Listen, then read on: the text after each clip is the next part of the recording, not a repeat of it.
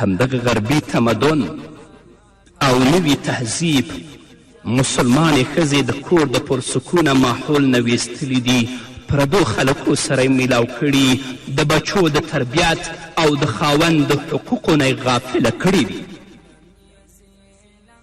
نو همدغه غربي تمدن او همدغه غربي تهذیب زموږ اکثره مسلمانانې خویندې د امن او سکون او د پاک دامني او عافیت ژوند نه لرې کړي دي او د هغو سکون یې خاورو سره خاورې کړی دی. کوم ذات چې دا ښځه پیدا کړه، کوم ذات چې دې ښځې ته وجود ورکړه، د معدوم نه یې موجوده کړه، هغه ذات د دې د مزاج او فطرت نه ډیر ښه خبر دی. الله رب العزت په قرآني تعلیماتو کې او محمد رسول الله صلی الله علیه وسلم په خپلو ارشاداتو کې د دې نازک جسم رشته ډیر په ښه شان سره بیان کړې ده. محمد رسول الله صلی الله علیه وسلم په خپله مبارکه ژبه باندې د دې نازک جسم د اصلاح او د هغو امورو چې هغه دینی او دنیاوي کامیابي سره تعلق لري، کومو سره چې د دې د جنت په شان خوشګواره ژوند تړلی، هغه یې ورته د تعلیماتو او ارشاداتو په رڼا کې واضحه کړي دي او د دې رهنمایي یې کړې ده. افسوس دی چې زموږ په ماحول کې خو به سړو ته او نارینهو ته څه نه څه دیني معلومات وي، مګر په اکثرو ښځو او خویندو کې د دیني معلوماتو کمی دی. د دیني نادانی په وجه او د جهالت او ناپوهی په وجه اکثر د دوی دینی او دنیاوي کامیابي ختمیږي.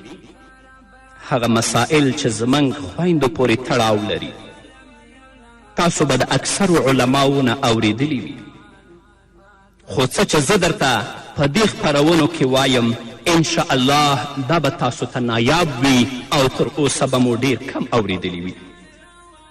انشاء الله په دې خپرونو کې د محمد رسول الله صلی الله علیه وسلم د احادیثو په رڼا کې د ښځو متعلق ټولې خبرې د کومو چې د هغوی ته د دینی او دنیاوي او د ښایسته ژوند په اعتبار سره ضرورت پیښیږي هغه به انشاء الله په دې خپرونو کې تاسو ته بیانیږي.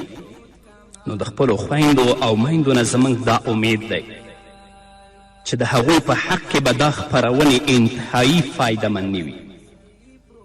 د دې خپرونو په اوریدلو سره به او په دې باندې عمل کولو سره هغوی په دنیا کې هم د خپل سکون او عفت او عافیت ژوند تیرولو سره د کور په ماحول کې د صلاح او تقوا د اعمالو نه په خبرېدو سره د جنت مستحقې وګرځي.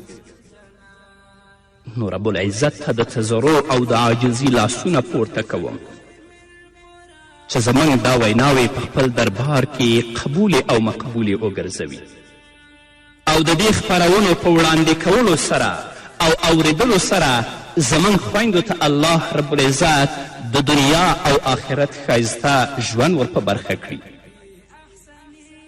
نو په دې هیله چې د دې خپرونو په اوریدلو سره د جهنم د اعمالو نه مخ واړوئ او د جنت اعمالو طرف ته مخ کړئ.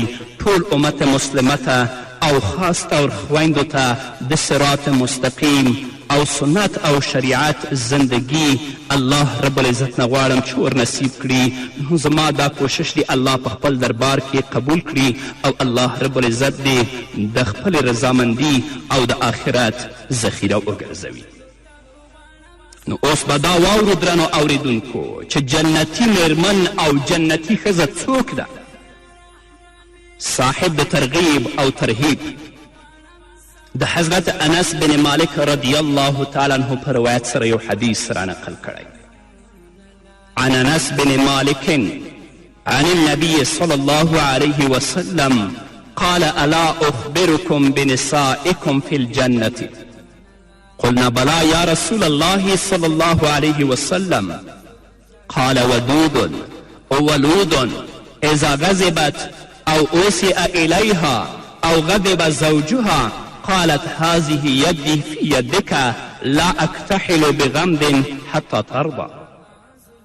حضرت انس بن مالک رضی الله تعالی عنه فرمای چې محمد رسول الله صلی الله علیه وسلم وفرمایل آیا زه تاسو ته د جنتي ښځې په باره کې خبر در نه کړم چې جنتي ښځه او میرمن څوک ده؟